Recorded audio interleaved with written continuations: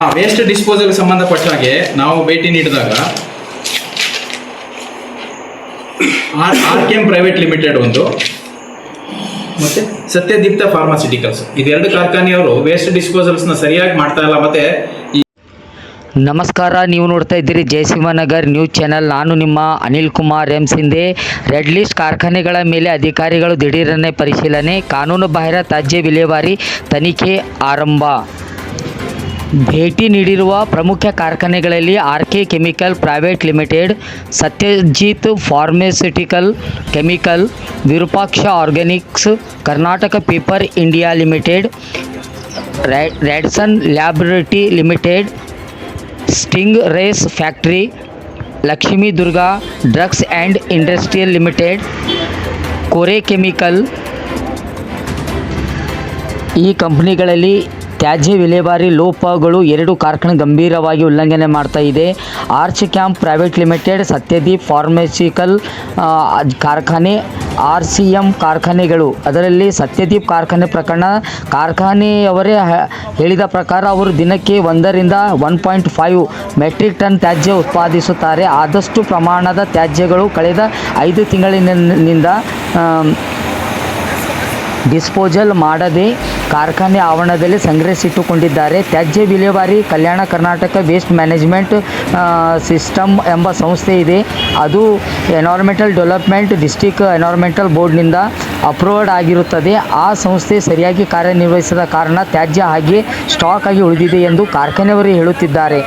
ಪತ್ರಕರ್ತರು ಕೇಳಿರುವ ಒಂದು ಪ್ರಶ್ನೆಗೆ ಮುಂದಿನ ಕ್ರಮ ಏನು ಎಂದಾಗ, ಈಗಾಗಲೇ ನಾವು ವೇಸ್ಟ್ ವಿಸಿಟ್ ಮಾಡಿದ್ದೇವೆ. ತಾಲೂಕಾ ಮಟ್ಟದ ಎಲ್ಲ ಅಧಿಕಾರಿಗಳು ಎಲ್ಲವನ್ನು ಅಬ್ಸರ್ವೇಷನ್ ಮಾಡಿದ್ದಾರೆ. ಅವರೆಲ್ಲರ ವರದಿ ಸಿದ್ಧಪಡಿಸಿ ಮಾನ್ಯ ಲೋಕಾಯುಕ್ತರಿಗೆ ನೀಡಿ ಅವರ ಆದೇಶದಂತೆ ಮುಂದಿನ ಕಾರ್ಯ ಜರುಗಿಸಲಾಗುತ್ತದೆ ಎಂದು ಹೇಳಿದರು. ಮೇಲ್ನೋಟಕ್ಕೆ ಅಂತೂ ಈ ಭಾಗದಲ್ಲಿ ಸ್ವಲ್ಪ ಇಂಡಸ್ಟ್ರಿಯಲ್ಗಳಿಂದ ಅನಾಹುತ ಆಗಿರುವುದು. ಎನ್ವೈರ್ಮೆಂಟ್ ಡೆವಲಪ್ಮೆಂಟ್ ಸಂಬಂಧಪಟ್ಟ ಕಡ್ಡಾಯ ನಿಯಂತ್ರಣ ಮಾಡಬೇಕಾಗಿದೆ. ಆದರೆ ಇಲ್ಲಿ ಕೆಲವು ಲೋಪದೋಷಗಳು ಆಗಿರುವುದು ಕಂಡುಬರುತ್ತದೆ ಎಂದು ಹೇಳಿದರು. GPS ಫೋಟೋಗಳನ್ನು ತೆಗೆದುಕೊಳ್ಳಲಾಗಿದೆ. ಸಂಬಂಧಪಟ್ಟ ಮೇಲಧಿಕಾರಿಗಳಿಗೆ ಕಳಿಸಲಾಗುವುದು ಎಂದು ಹೇಳಿರುತ್ತಾರೆ. ಇವುಗಳಲ್ಲಿ Karnataka paper India private limited ಸಮೀಪದ ಖಾಲಿ ಜಾಗದಲ್ಲಿ ಬಾವಿಯಲ್ಲಿ ಕಲುಷಿತ ನೀರು ಸಂಗ್ರಹಿಸಲಾಗಿದ್ದು ಅಧಿಕಾರಿಗಳ ಗಮನಕ್ಕೆ ಬಂದಿದೆ. ಈ ಹಿನ್ನೆಲೆಯಲ್ಲಿ ಬಾವಿ ಹಾಗೂ ಬೋರ್ವೆಲ್ನಿಂದ ಮಾದರಿ ಸಂಗ್ರಹಿಸಿ ಪ್ರಯೋಗಾಲಯಕ್ಕೆ ಪರೀಕ್ಷೆಗೆ ಕಳಿಸುವಂತೆ ಅಧಿಕಾರಿಗಳಿಗೆ ಸೂಚಿಸಲಾಗಿದೆ ಎಂದು ಹೇಳಲಾಯಿತು. ಕೈಗಾರಿಕಾ ಪ್ರದೇಶಗಳಲ್ಲಿ ನಿಯಮಗಳ ಉಲ್ಲಂಘನೆ, ಕಾರ್ಮಿಕರ ಸುರಕ್ಷತೆ, ಮಾಲಿನ್ಯ ನಿಯಂತ್ರಣ ಮತ್ತು ತೆರಿಗೆ ಪಾವತಿಸಿದಂಥ ವಿಷಯಗಳ ಪರಿಶೀಲಿಸಲು ವಿವಿಧ ಇಲಾಖೆ ಅಧಿಕಾರಿಗಳನ್ನು ಜಂಟಿ ಕಾರ್ಯಾಚರಣೆ ಮಾಡಲಾಯಿತು. ಪಟ್ಟಣದ ಹೊರವಲಯದ ಗಡವಂತಿ ಗ್ರಾಮ ಪಂಚಾಯತಿ ವ್ಯಾಪ್ತಿಯಲ್ಲಿ ಬರುವ ಕೈಗಾರಿಕಾ ಪ್ರದೇಶಗಳ ಮೇಲೆ ಪದೇ ಪದೇ ನಿಯಮ ಉಲ್ಲಂಘನೆ ಮಾಡುತ್ತಿರುವ ಕಾರ್ಖಾನೆಗಳಿಗೆ ಬಿಸಿ ತಟ್ಟಿಸಲು ತಾಲೂಕಾಡಳಿತ ನೇತೃತ್ವದಲ್ಲಿ 10 ತಂಡಗಳನ್ನು ರಚಿಸಿ ಕೈಗಾರಿಕಾ ಸಮೀಕ್ಷೆಯನ್ನು ನಡೆಸಲಾಯಿತು.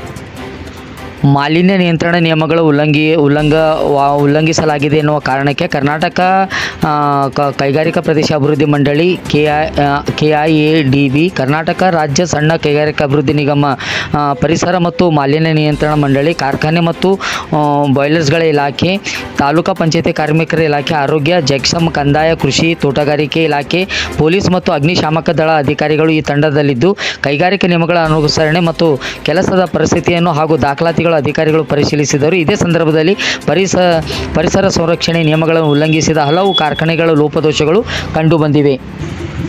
ಈ ಸಂದರ್ಭದಲ್ಲಿ ತಹಸೀಲ್ದಾರ್ ಜಗದೀಶ್, ಕೃಷಿ ಸಹಾಯಕ ನಿರ್ದೇಶಕ ಡಾಕ್ಟರ್ ಶರಣ್ಕುಮಾರ್, ತೋಟಗಾರಿಕೆ ಸಹಾಯಕ ನಿರ್ದೇಶಕರು ಹಾಗೂ ಪಾಟೀಲ್, ಆರೋಗ್ಯ ಇಲಾಖೆ ತಾಲೂಕಾ ಅಧಿಕಾರಿಗಳಾದ ಡಾಕ್ಟರ್ ಶಿವಕುಮಾರ್ ಸಿದ್ದೇಶ್ವರ್, ಜೆಕ್ಸಮ್ ಕಾರ್ಯನಿರ್ವಾಹಕ ಅಧಿಕಾರಿಗಳು ರಮೇಶ್, ಪಶುಸಂಗೋಪನಾಧಿಕಾರಿ ಡಾಕ್ಟರ್ ಗೋವಿಂದ್, ಪರಿಸರ ಮಾಲಿನ್ಯ ಅಧಿಕಾರಿಗಳು ಆದಮ್ ಪಟೇಲ್, ಸಹಾಯಕ ಅಧಿಕಾರಿಗಳು ಸಂತೋಷ್, ಕಾರ್ಮಿಕ ಅಧಿಕಾರಿಗಳು ರಾಹುಲ್ ಸೇರಿದಂತೆ ತಾಲೂಕಾ ಮಟ್ಟದ ಅಧಿಕಾರಿಗಳು ಸಮೀಕ್ಷೆಯಲ್ಲಿ ಭಾಗವಹಿಸಿದರು. ಮಾನ್ಯ ಗೌರವಾನ್ವಿತ ನ್ಯಾಯಮೂರ್ತಿ ಲೋಕಾಯುಕ್ತರವರು ದಿನಾಂಕ 19/6/26ಕ್ಕೆ ಒಂದು ಆದೇಶ ಮಾಡಿದ್ರು. ಏನು ಆದೇಶ ಮಾಡಿದ್ರು ಅಂದರೆ, ಈ ಹುಮ್ನಾಬಾದ್ ತಾಲೂಕಿನ ಇಂಡಸ್ಟ್ರಿಯಲ್ ಏರಿಯಾದಲ್ಲಿ ಒಟ್ಟು 47 ಕಾರ್ಖಾನೆಗಳಿದೆ. ಕೈಗಾರಿಕಾ ಪ್ರದೇಶದಲ್ಲಿ 47 ಕಾರ್ಖಾನೆಗಳಿದೆ. ಆ 47 ಕಾರ್ಖಾನೆಗಳಲ್ಲಿ ಈ ವಾತಾವರಣಕ್ಕೆ ಮತ್ತು ಪರಿಸರಕ್ಕೆ ಅನಾನುಕೂಲ ಉಂಟು ಮಾಡುವಂತಹ ತ್ಯಾಜ್ಯವನ್ನು ಹೊರಹಾಕ್ತಾ ಇದ್ದಾರೆ. ಅದರ ಮೂಲಕ ಅಲ್ಲಿನ ಸಾರ್ವಜನಿಕರಿಗೆ ಮತ್ತು ಅಂತರ್ಜಲ, ಇದರ ಆರೋಗ್ಯದ ಮೇಲೆ ದುಷ್ಪರಿಣಾಮ ಬೀರ್ತಾ ಇದೆ. ಅಂತರ್ಜಲ ಕಲುಷಿತ ಆಗ್ತಾ ಇದೆ ಮತ್ತು ಪ್ರಾಣಿ ಪಕ್ಷಿಗಳಿಗೆ ತೊಂದರೆ ಆಗ್ತಾ ಇದೆ ಅನ್ನುವಂಥ ಒಂದು ಹಿತಾಸಕ್ತಿಯನ್ನು ಗಮನದಲ್ಲಿಟ್ಟುಕೊಂಡು ಈ ಪ್ರಕರಣವನ್ನು ದಾಖಲು ಮಾಡಿಕೊಂಡು ಶ್ರೀಮತಿ ಸುನಂದ ಅವರು ಈ ಕಂಪ್ನಿ ಈ ಪ್ರಕರಣ ದೂರುದಾರರಾಗಿದ್ದರು. ಪ್ರಕರಣ ದಾಖಲು ಮಾಡಿಕೊಂಡು ವಿಚಾರಣೆ ನಡೆಸಿದ್ದಾರೆ. ಆ ಸಮಯದಲ್ಲಿ ಈ ಒಂದು ಹುಮ್ನಾಬಾದ್ ತಾಲೂಕಿನಲ್ಲಿ ಬರುವಂಥ ಎಲ್ಲ ಇಂಡಸ್ಟ್ರಿಯಲ್ ಏರಿಯಾದಲ್ಲಿ ಬರೋದು ಎಲ್ಲ ಕಾರ್ಖಾನೆಗಳು, ಒಟ್ಟು 47 ಕಾರ್ಖಾನೆಗಳಿದೆ. ಅದರಲ್ಲಿ 18 ಕಾರ್ಖಾನೆಗಳನ್ನು ಕೆಂಪು ಲಿಸ್ಟಲ್ಲಿ ಹಾಕಿದ್ದಾರೆ, ರೆಡ್ ಲಿಸ್ಟಲ್ಲಿ. 17 ಕಾರ್ಖಾನೆಗಳನ್ನ ರೆಡ್ ಲಿಸ್ಟಲ್ಲಿ ಹಾಕಿದ್ದಾರೆ, 15 ಕಾರ್ಖಾನೆಗಳನ್ನ ರೆಡ್ ಲಿಸ್ಟಲ್ಲಿ ಹಾಕಿದ್ದಾರೆ.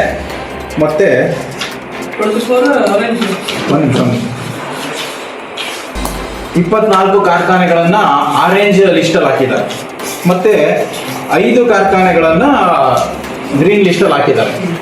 ನಾವು ಪ್ರಯಾರಿಟಿ ಈ ತಾಲೂಕು ಮಟ್ಟದ ಎಲ್ಲ ಅಧಿಕಾರಿಗಳು ಮತ್ತು ಈ ತಾಲೂಕಿಗೆ ಸಂಬಂಧಪಟ್ಟಂಥ DO ಡಿಸ್ಟ್ರಿಕ್ಟ್ ಎನ್ವಿರಾನ್ಮೆಂಟಲ್ ಆಫೀಸರ್ ಏನಿರ್ತಾರೆ ಅವರು, ಮತ್ತು AC ಅವರು, ತಹಶೀಲ್ದಾರ್ ಅವರು, ಇವರುಗಳ ಸಮ್ಮುಖದಲ್ಲಿ, ಅದೇ ರೀತಿ panchayat development officer, taluk executive officer ಇವ್ರನ್ನ ಕರ್ಕೊಂಡು ಹೋಗಿ ಲೇಬರ್ ಆಫೀಸರ್, ಲೇಬರ್ ಡಿಪಾರ್ಟ್ಮೆಂಟ್ ಎಲ್ಲ ವಿಭಾಗಗಳ ಅಧಿಕಾರಿಗಳು ಸಂಬಂಧಪಟ್ಟವರು, ಕಾರ್ಖಾನೆಗಳಿಗೆ ಸಂಬಂಧಪಟ್ಟಂತೆ ಎಲ್ಲರನ್ನು ಕರ್ಕೊಂಡು ಹೋಗಿ ಸ್ಥಳ ಪರಿಶೀಲನೆ ಮಾಡಿ ವರದಿ ಸಲ್ಲಿಸಿ ಅಂತ ಅವರಿಗೆ ಆದೇಶ ಕೊಟ್ಟಿದ್ರು.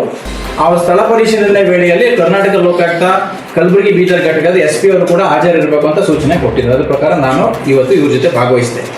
ಇವತ್ತು ಬೆಳಗಿನಿಂದ ಇದುವರೆಗೂ ಕೂಡ 9 ರೆಡ್ ಕೆಂಪು ಪಟ್ಟಿಯಲ್ಲಿ ನಮೂದಿಸಿರುವಂಥ 9 ಕಾರ್ಖಾನೆಗಳ ಸ್ಥಳಗಳಿಗೆ ನಾವು ಭೇಟಿ ಕೊಟ್ಟಿದ್ವಿ. ಒಂದು ಸ್ಪ್ರಿಂಗ್ ಐಸ್ ಅಂತ ಇನ್ನೊಂದು ಗ್ರೀನ್ ಲಿಸ್ಟಲ್ಲಿ ಬರ್ತದೆ, ಆ ಕಾರ್ಖಾನೆಗೂ ಭೇಟಿ ಕೊಟ್ಟಿದೆ. ಅದೇ ರೀತಿ ಈ 9 ಕಾರ್ಖಾನೆ ರೆಡ್ ಲಿಸ್ಟಲ್ಲಿರೋ ಕಾರ್ಖಾನೆಗಳ ವ್ಯಾಪ್ತಿಯಲ್ಲಿ ಬರುವಂತಹ ಒಂದು ಬಾವಿ, ಅಡಿಸನ್ ಲ್ಯಾಬ್ಸ್ ಅಂತ ಒಂದು ಕಾರ್ಖಾನೆ ಇದೆ, ಅದ್ರ ಪಕ್ಕ ಇರೋ ಒಂದು ಬಾವಿ, ಮತ್ತೆ ಸ್ಪ್ರಿಂಗ್ ಐಸ್ ಅನ್ನುವಂಥ ಒಂದು ಕಾರ್ಖಾನೆ ಇದೆಯಲ್ಲ, ಅದ್ರ ಬಳಿ ಇರುವಂಥ ಬೋರ್ವೆಲ್, ಅದು ಎರಡರ ವಾಟರ್ ಸ್ಯಾಂಪಲ್ಸ್ನ ಕಲೆಕ್ಟ್ ಮಾಡಲಿಕ್ಕೆ ಮಧ್ಯಾಹ್ನ ನಮ್ಮ ಎನ್ವಿರಾನ್ಮೆಂಟ್ ಆಫೀಸರ್ ಅವ್ರಿಗೆ ತಿಳಿಸಿದ್ದೀನಿ. ಅವ್ರು ವಾಟರ್ ಸ್ಯಾಂಪಲ್ ಕಲೆಕ್ಟ್ ಮಾಡ್ತಾರೆ, ಅದನ್ನು ಕಲಬುರಗಿ ರಾಸಾಯನಿಕ ಪ್ರಯೋಗಾಲಯ ಕಳಿಸ್ಕೊಟ್ಟು ಅದನ್ನ ಟೆಸ್ಟ್ ಮಾಡಿ ಅದು ಏನು ಭೂಮಿಯಲ್ಲಿ ಸಿಗುವಂಥ ನೀರಿನ ಇತರೆ ಸ್ವಚ್ಛ ನೀರಿನ ಏನು ಅದಕ್ಕೆ ಮಾಪನಕ್ಕೆ ಸರಿಯಾಗುತ್ತಾ, ಅದಕ್ಕೆ ಸರಿ ಇದೆ ಅನ್ನೋದನ್ನು ಅವ್ರು ವರದಿ ಕೊಡ್ತಾರೆ. ಅದೇ ರೀತಿ ಮತ್ತೆ ಈಗ ನಾವು ಈಗಷ್ಟೇ ಒಂದು ವಿಸಿಟ್ ಮಾಡಿದ್ವಲ್ಲ ಸ್ವಿಟಿಕ್ ಲ್ಯಾಬ್ ಅನ್ನುವಂಥದ್ದು, ಇದಕ್ಕೂ ವಿಸಿಟ್ ಮಾಡಿದ್ದೀವಿ. ಅದರಲ್ಲೂ ಕೂಡ ಸ್ವಿಟಿಕ್ ಲ್ಯಾಬ್ ಒಳಗಡೆ ಇರುವಂಥ ಒಂದು ಬೋರ್ವೆಲ್ ಮತ್ತು ಸ್ವಿಟಿಕ್ ಲ್ಯಾಬ್ ಆಚೆ ಇರುವಂಥ ಬೋರ್ವೆಲ್ನಲ್ಲೂ ಕೂಡ ಅಂತರ್ಜಲ ಕಲುಷಿತ ಆಗಿದೆ ಇಲ್ಲವ ಅನ್ನೋದ್ರ ಬಗ್ಗೆ ಸ್ಯಾಂಪಲ್ಸ್ ತೆಗೆಯೋಕೆ ಹೇಳಿದೆ. ಸ್ಯಾಂಪಲ್ಸ್ ತೆಗೆದುಕೊಂಡು ಅದನ್ನು ಪರಿಶೀಲನೆ ಮಾಡಿ ಅದಕ್ಕೂ ಕೂಡ ವರದಿಯನ್ನು ಕೊಡ್ತಾರೆ. ಈಗವರೆಗೆ ನಾವೇನು ಭೇಟಿ ನೀಡಿದ್ದೀವಿ, ಈ ಕಾರ್ಖಾನೆಗಳಿಂದ ಬರುವಂತಹ ವೇಸ್ಟ್ ಏನು ಬರುತ್ತೆ, ವೇಸ್ಟೇಜ್ ಮಟೀರಿಯಲ್, ಅದನ್ನ ಡಿಸ್ಪೋಸ್ ಮಾಡಲಿಕ್ಕೆ ಒಂದು ರೀತಿ ರಿವಾಜ್ ಇದೆ, ನಿಯಮಾವಳಿ ಇದೆ. ಆ ನಿಯಮಾವಳಿ ಪ್ರಕಾರ ಅವರು ಆ ವೇಸ್ಟನ್ನು ಡಿಸ್ಪೋಸ್ ಮಾಡ್ತಾ ಇದ್ದಾರೆ ಇದು ಇಲ್ವಾ ಅನ್ನೋದನ್ನು ಕೂಡ ನಾವು ಗಮನ ಹರಿಸಿ ನೋಡಿದ್ವಿ. ಆದರೆ 1-2 ಕಾರ್ಖಾನೆಗಳು ಅದರ ವರದಿಯನ್ನು ನಮ್ಮ ಲೋಕಾಯುಕ್ತ ಮೊನ್ನೆ ಉಪಲೋಕಾಯುಕ್ತ ಅವರು ಸಲ್ಲಿಸ್ತೀವಿ. 1-2 ಕಾರ್ಖಾನೆಗಳು ಆ ಒಂದು ಎಲ್ಲ ಮಾನದಂಡಗಳನ್ನು ಗಾಳಿಗೆ ತೂರಿ ಸಾರ್ವಜನಿಕರ ಹಿತ ಕಾಪಾಡೋದು ಬಂದು ಅದು ಅವರಿಗೆ ಅನಾನುಕೂಲ ಆಗುವಂಥ ರೀತಿಯಲ್ಲಿ ವೇಸ್ಟ್ ಡಿಸ್ಪೋಸ್ ಮಾಡಿದ್ದಾರೆ. ಅದು ನಮ್ಮ ಗಮನಕ್ಕೆ ಬಂದಿದೆ. ಅದೇ ರೀತಿ ಕೆಲವೊಂದು ಕಾರ್ಖಾನೆಗಳಲ್ಲಿ ಚಿಮಣಿನಲ್ಲಿ ಬರುವಂಥ ಹೊಗೆ ಏನಿದೆ ಮತ್ತು ಅದರಿಂದ ಎವಾಪರೇಟ್ ಆಗುವಂಥ ಒಂದು ಕೆಮಿಕಲ್ ಸ್ಮೆಲ್ ಇದೆಯಲ್ಲ, ಅದು ಕಾರ್ಖಾನೆಗಳನ್ನು ದಾಟಿ ಆಚೆ ಬರುವಂಥ ನಮ್ಮ ಗಮನಕ್ಕೆಲ್ಲ ಬಂದಿದೆ. ಈ ಬಗ್ಗೆ ಎನ್ವಿರಾನ್ಮೆಂಟ್ ಡಿಪಾರ್ಟ್ಮೆಂಟ್ ಅವರು, ನಾವು ಮತ್ತು ರೆವಿನ್ಯೂ ಅಥಾರಿಟೀಸ್ ಮತ್ತು ZP ಅಧಿಕಾರಿಗಳೆಲ್ಲ ಸೇರಿ ಒಂದು ಕ್ರೋಢೀಕೃತ ವರದಿಯನ್ನು ಮೊನ್ನೆ ಉಪಲೋಕಾಯುಕ್ತರವರಿಗೆ 1-2 ದಿನದೊಳಗಡೆ ಸಲ್ಲಿಸ್ತೀವಿ. ಇದುವರೆಗೆ ಇದಿಷ್ಟು. ಅದಲ್ಲದೆ ಇಲ್ಲಿ ಮಾಣಿಕ್ ನಗರದಲ್ಲಿ 2 ಸ್ಥಳಗಳಿಗೆ ಭೇಟಿ ಕೊಟ್ಟಿದ್ದೀವಿ. ಅದೊಂದು ಆ ಇಂಡಸ್ಟ್ರಿಯಲ್ ಏರಿಯಾದಿಂದ ಬರುವಂತಹ ತ್ಯಾಜ್ಯ ಹಳ್ಳದಲ್ಲಿರುವ ನೀರು ಜೊತೆ ಸೇರಿಕೊಂಡು ಮಾಣಿಕ್ ನಗರದಲ್ಲಿರುವಂತಹ ಒಂದು ಸರ್ಕಾರಿ ಹಳ್ಳವನ್ನು ಕಲುಷಿತಗೊಳಿಸಿದೆ. ಮತ್ತು ಅದರಲ್ಲಿ ಅದೇ ಹಳ್ಳಕ್ಕೆ ಮುಂದೆ ಕಟ್ಟಿರುವಂಥ ಒಂದು ಚೆಕ್ ಡ್ಯಾಮ್ನ ಕೂಡ ಒಡೆದಾಕಿದ್ದಾರೆ. ಅದಕ್ಕೆ ಸಂಬಂಧಪಟ್ಟ ಇಲಾಖೆಯವರು ವರದಿ ಸಲ್ಲಿಸಲಿಕ್ಕೆ ನಾನು ಕೂಡ ಅವರಿಗೆ ಪತ್ರ ಬರೆದು ಪರಿಶೀಲನೆ ಮಾಡಿಸ್ತೀನಿ. ಇದಿಷ್ಟು ಇವತ್ತಾಗಿರುವಂಥ ವಿಚಾರ. ಸರ್, ಅವು ಕಾರ್ಖಾನೆಗಳು ಯಾವ ಅಂತ ಹೇಳ್ಬೋದಾ? ಒಂದು ರಿಚ್ ಕೆಮಿಕಲ್ ಪ್ರೈವೇಟ್ ಲಿಮಿಟೆಡ್ ಅಂತ ಮೊದಲನೇದಾಗಿ ಹೋಗಿದೆ, ಆರ್ ಕೆಮಿಕಲ್ ಪ್ರೈವೇಟ್ ಲಿಮಿಟೆಡ್ ಅಂತ. ಅದಾದ ಬಳಿಕ ಸತ್ಯದೀಪ್ತ ಫಾರ್ಮಾಸ್ಯೂಟಿಕಲ್ಸ್ ಅಂತ ಆರ್ ಕೆಮಿಕಲ್ಸು. ಅದಾದಮೇಲೆ ಸತ್ಯದೀಪ್ತ pharmaceuticals.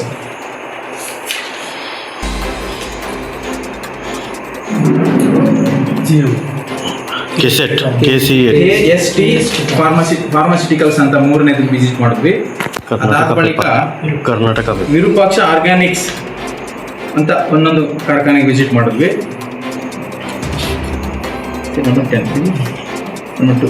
Karnataka paper India private limited ಅಂತ ಒಂದು ಕಾರ್ಖಾನೆ, ಈ ಪೇಪರ್ ಮ್ಯಾನುಫ್ಯಾಕ್ಚರಿಂಗ್ ಯೂನಿಟ್, ಅದನ್ನು ಕೂಡ ವಿಸಿಟ್ ಮಾಡಿದ್ವಿ. ಅದಾದ ಬಳಿಕ ರ್ಯಾಡಿಸನ್ ಲ್ಯಾಬ್ಸ್ ಪ್ರೈವೇಟ್ ಲಿಮಿಟೆಡ್,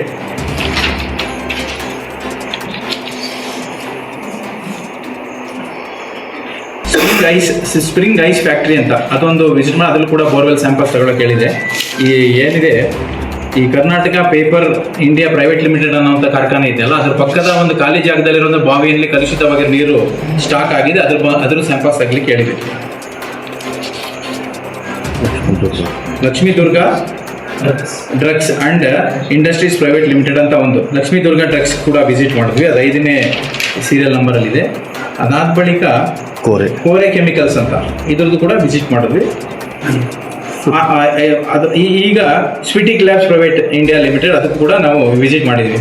ಅದಲ್ಲದೆ ಆನೆಕೊಳ್ಳ ಅಂತ ಇವ್ರು ಏನು ವೇಸ್ಟ್ ಮಟೀರಿಯಲ್ಸ್ನ ಕಾನೂನು ಪ್ರಕಾರ ಒಂದು SOP ಇರ್ತದೆ, ಸ್ಟ್ಯಾಂಡರ್ಡ್ ಆಪರೇಟಿವ್ ಪ್ರೊಸೀಜರ್, ಅದ್ರ ಪ್ರಕಾರ ಡಿಸ್ಪೋಸ್ ಮಾಡದೆ ಯಾವುದೋ ಒಂದು ಹಳ್ಳದಲ್ಲಿ ಸುರಿತಾ ಇದ್ದಾರೆ ಅಂತ ಏನು ಪತ್ರಿಕಾ ಮಿತ್ರರು ನಮಗೆ ಮಾಹಿತಿ ಕೊಟ್ಟಿದ್ರು. ಆ ಮಾಹಿತಿ ಅನುಸಾರ ನಾವು ಅಲ್ಲಿಗೂ ಕೂಡ ಭೇಟಿ ನೀಡಿ ಅದನ್ನು ಪರಿಶೀಲನೆ ಮಾಡಿದ್ದೀವಿ. ಅದು GPS ಫೋಟೋ ಮಾಡಿದ್ವಿ ಮತ್ತು ಅದಕ್ಕೆ ಸಂಬಂಧಪಟ್ಟ ವರದಿ ಕಳಿಸ್ತೀವಿ. ಅಲ್ಲಿ ನಿಜವಾಗ್ಲೂ ಡಿಸ್ಪೋಸ್ ಆಗಿರುವಂಥ ಮಟೀರಿಯಲ್ ಸಂಬಂಧಪಟ್ಟಾಗಿ ಎನ್ವಿರಾನ್ಮೆಂಟ್ ಅವರು ಕೂಡ ಮುಂದಿನ ಕ್ರಮ ತೆಗೆದುಕೊಳ್ತಾರೆ. ಇದಿಷ್ಟು ಸರ್. 2 ಕಾರ್ಖಾನೆ ಅಂತ ಹೇಳಿದ್ರಲ್ಲ, ಅದು ಯಾವ್ದು ನಿಯಮಗಳು? ವೇಸ್ಟ್ ಡಿಸ್ಪೋಸಲ್ಗೆ ಸಂಬಂಧಪಟ್ಟ ಹಾಗೆ ನಾವು ಭೇಟಿ ನೀಡಿದಾಗ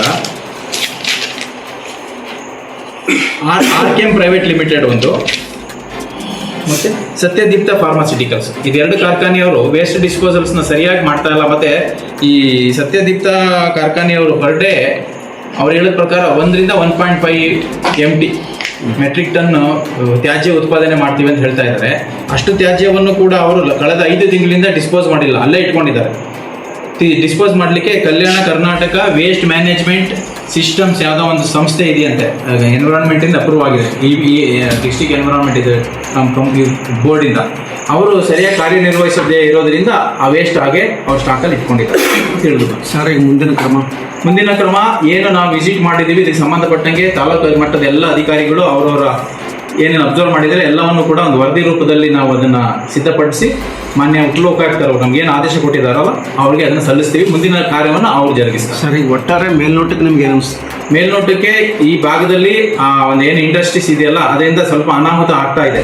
ಅದನ್ನು ಎನ್ವಿರಾನ್ಮೆಂಟ್ ಡಿಪಾರ್ಟ್ಮೆಂಟ್ಗೆ ಸಂಬಂಧಪಟ್ಟು ನಿಯಂತ್ರಣ ಮಾಡಬೇಕು. Okay sir.